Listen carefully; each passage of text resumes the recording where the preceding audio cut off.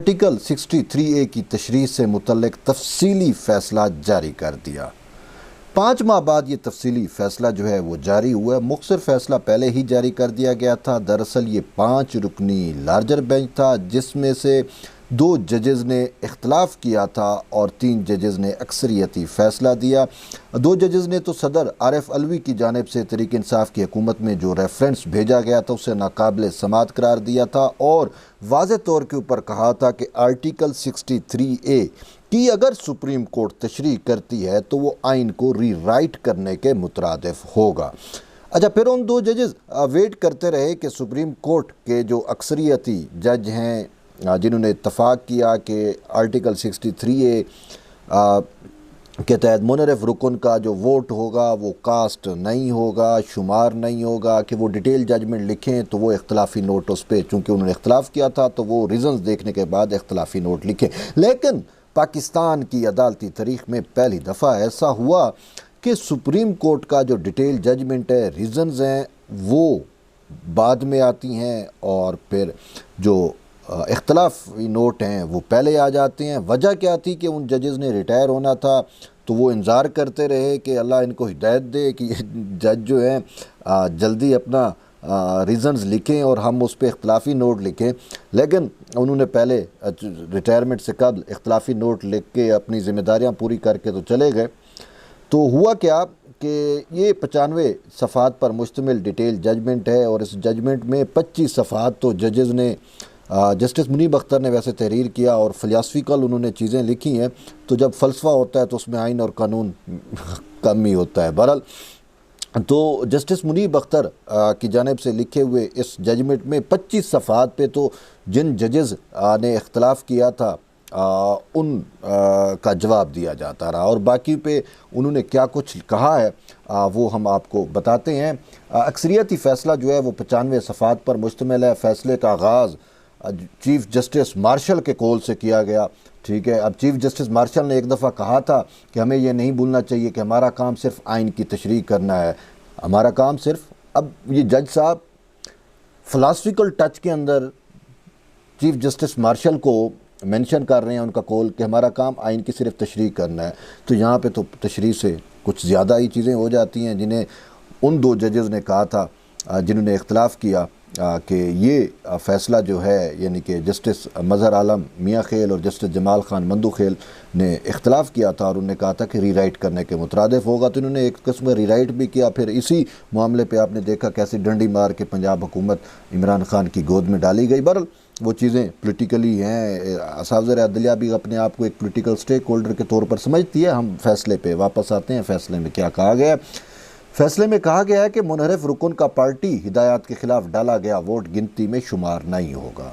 मुनहरफ रुकन नाअहली की मुद्दत का तयन पार्लियामेंट करेगी।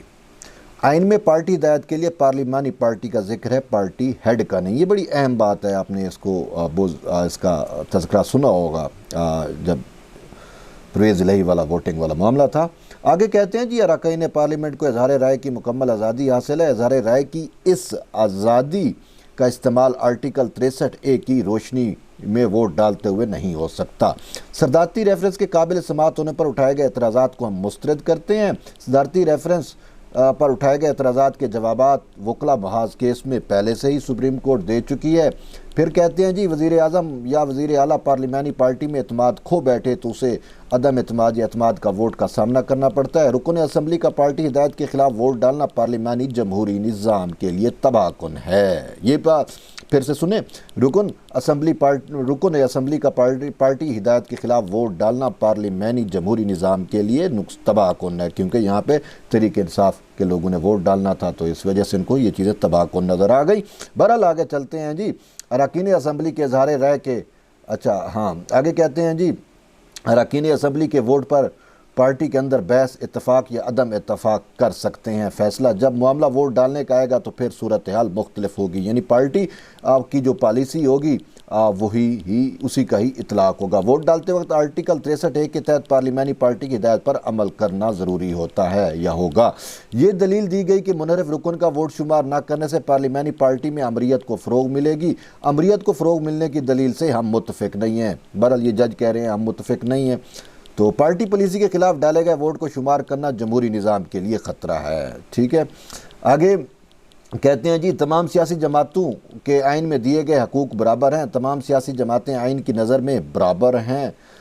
छोटी जमातों को भी काम करने की मुकम्मल आज़ादी हासिल होनी चाहिए। अरकान का मुनहरफ होना सियासी जमातों की सालमियत और हम आहंगी पर बरह रास्त हमला होता है। अरकान का जमात से मुनहरफ होना सियासी पार्टी के आइनी हकूक़ की खिलाफ वर्जी है। अरकान का मुनहरफ होना ना रोका गया तो सियासी जमातों में मुनसिफाना मुकाबला नहीं हो सकेगा। आगे जी कहा जाता है, आर्टिकल 63A को सियासी जमातों के तनाजुर में पड़े बगैर इनहराफ के नसूर को जड़ से खात्मा मुमकिन नहीं। मुनहरफ रुकन को सिर्फ पार्टी से निकालना ही मसले का हल नहीं है। मुनहरफ रुकन का वोट सियासी जमातों में तवाज़ुन बिगाड़ने का बहस बनता है। पार्टी पॉलिसी के खिलाफ डाला गया वोट आज खुद ही मुस्तरद तस्वुर होगा। मुनहरफ रुकन का वोट मुस्तरद करने के लिए मजीद किसी हिदायत की ज़रूरत नहीं होगी।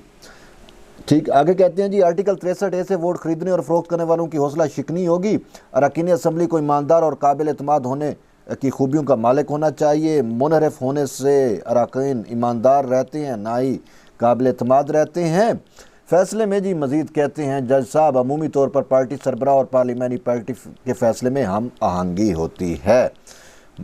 बहरहाल अपना चौधरी शुजात काफली वाले मामले पे तो ऐसा नहीं हुआ।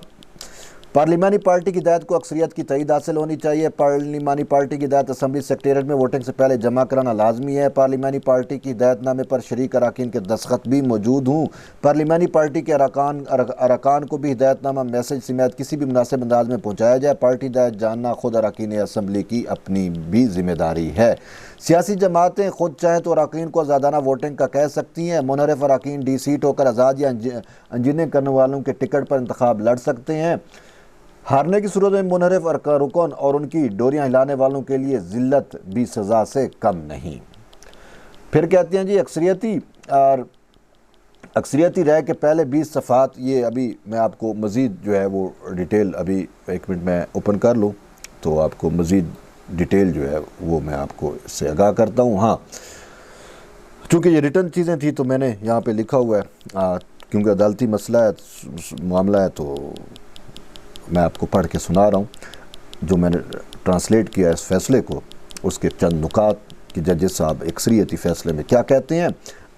अच्छा, अब इसमें कुछ बैकग्राउंड भी है। वो ये है कि अक्सरियती राय के पहले 20 सफ़ात आइन को दोबारा तहरीर करने और आइनी तशरीह में तफरीक की बहस पर मुश्तमिल हैं। ये जो 95 सफ़ात का पर मुश्तमिल फ़ैसला है। अक्सरियती राय में साबिक़ वज़ीर आज़म इमरान खान के ख़िलाफ़ अदम एतमाद के तरीक़ और उससे जुड़े वाक़यात का जिक्र है। ऐसी इतलात भी आई कि सिंध हाउस रेड जोन महफूज मकाम बना रहा। जजेस ने सेफ हेवन का, वो जो सिंध हाउस में PTI के मुनहरफ रुकन थे, तो उससे मुतल्लिक़ ये जज साहब शायद इमरान खान के मौक़िफ़ की हिमायत कर रहे हैं। बहरहाल इनसे यही तवक्को है, क्योंकि हम ख्याल जज है ना। अच्छा, आगे सुने, अदम एतमाद की तहरीक पर वोटिंग से कबल दोनों अतराफ से इल्ज़ामात का सिलसिला जारी रहा। मुल्क में जारी सियासी कशीदगी के पेश नज़र सुप्रीम कोर्ट बार ने दरख्वास्त दी।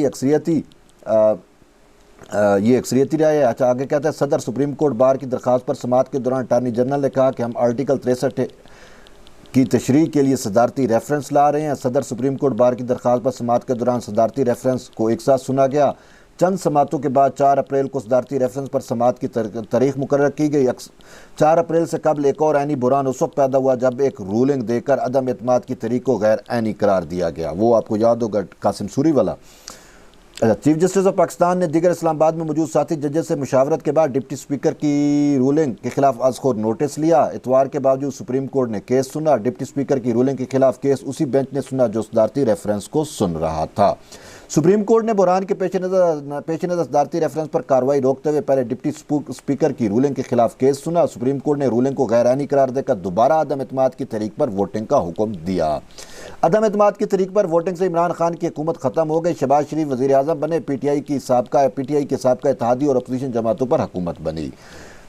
सदारती रेफरेंस पर दोबारा समाअत शुरू हुई तो PTI ने फिर दरख्वास्त दे दी कि मुनहरफ अरकान को ताहयात नाअहल कर दिया जाए। आर्टिकल 63A को 14वीं तरमीम के जरिए 1997 में आइन में शामिल किया गया। 2003 में 17वीं तरमीम के जरिए आर्टिकल 63A की तब्दीली हुई, जिसे 18वीं तरमीम के जरिए दोबारा 1997 वाली हालत में लाया गया। आर्टिकल 63 ए को पोलिटिकल पार्टीज़ एक्ट के तनाजुर में देखना चाहिए। सुप्रीम कोर्ट ने मुख्तलिफ फैसलों में करार दिया कि जमहूरी निज़ाम में सियासी जमातों की बहुत ज़्यादा अहमियत है। माजी में 58(2)B का इस्तेमाल करते हुए हुकूमतें तलील की जाती रहीं। सुप्रीम कोर्ट ने हमेशा आर्टिकल 184 की शिक 3 का इस्तेमाल अवामी मफाद में किया। सुप्रीम कोर्ट ने नवाज शरीफ केस में करार दिया कि लोग आते जाते रहते हैं, सियासी जमातें बाकी रहती हैं। आइन की नज़र में तमाम सियासी जमातें मसावी हैं। मुनहरफ हो जाना किसी सियासी जमात पर हमला आवर होने के मुतरादिफ होता है। मुनहरफ अरकान को शिकस्त ना दी गई या उन्हें ना रोका गया तो सियासी जमातें गैर फाल हो जाएंगी। मुनहरफ अरकान को कैंसर करार देना कोई हैरत की बात नहीं है। मुनहरफ रुकन सियासी जमात में अदम तवाज़ुन पैदा करता है। मुनहरफ रुकन के वोट का शुमार न करने से सियासी जमात फाल रह सकती है। मुनहरफ रुकन का वोट शुमार न करने से सियासी जमात अदम तवाज़ुन का शिकार नहीं होगी। पार्लिमानी पार्टी का सरबराह अपना इख्तियार न पार्टी सरबराह को सौंप सकता है न मुंतकिल कर सकता है। बड़ी बात है कि पार्लिमानी पार्टी का सरबराह अपना इख्तियार न पार्टी सरबराह को सौंप सकता है न मुंतकिल कर सकता है, जबकि वो पार्टी सरबराह ही पार्लिमानी पार्टी का जो लीडर होता है उसका अपॉइंट करता है। बहरहाल ये जजेस की अपनी राय है भाई, हम क्या कह सकते हैं, अपने तौर पे वो जो मर्जी है लिखें। पार्लिमानी पार्टी का सरबराह वोटिंग के लिए जदीद टेक्नोलॉजी के जरिए भी अपने अरकान को इतला दे सकता है। मुनहरफ रुकन अज खुद डी सीट नहीं हो सकता क्योंकि डी सीट करने का इख्तियार पार्टी सरबराह के हाथ में है। मुनहरफ रुकन का वोट अज खुद ज़ायद तसव्वुर होगा। ये चंद चीदा पॉइंट्स मैंने आपको बताया आर्टिकल 63A, जिसकी ये तफसीली डिटेल जजमेंट है। इसका बहुत बेचैनी से इंतज़ार किया जाता रहा और अब आके इन्होंने ये जारी किया, जबकि इनको जारी करना चाहिए था। जब आर्टिकल 63A से मुतल्लिक़ इन्होंने एक और केस परवेज़ इलाही वाला भी सुना तो उस टाइम ये उससे पहले जारी कर दे तो अच्छा होता। बहरहाल मुख्तसर फैसले पर रिलाय करते हुए इन्होंने हमजा शहबाज की हुकूमत को गिराकर परवेज़ इलाही की हुकूमत बिठाई। बहरहाल ये फ़ैसला अब हमने आपको पढ़ के सुना दिया है कि इस फैसले में इन्होंने क्या लिखा है। अब ये चीज़ें मज़ीद जो है वो डिबेट का हिस्सा बनेंगी कि इन्होंने पार्टी हेड को तो बिल्कुल माजूर किया है। पार्टी जो पार्लिमानी पार्टी है उसका जो सरबराह है सारे इख्तियार उसको दे दिए हैं और कहा है कि वो पाबंद भी नहीं है अपने पार्टी हेड की बात माने या ना माने। तो बहरहाल वो कहते हैं कि वोट तसव्वुर नहीं होगा, जो भी रुकन कौमी असम्बली मुनहरफ होगा, लेकिन उसको जो डी सीट करने का इख्तियार है वो फिर पार्लियामेंट के पास है या फिर पार्टी हेड उसको जिस तरीके से डील करे। तो ये थी अब तक की डिटेल में। इंशाल्लाह फिर मिलते हैं एक नए वीडियो में, तब तक के लिए इजाज़त दें। अल्लाह हाफ़िज़।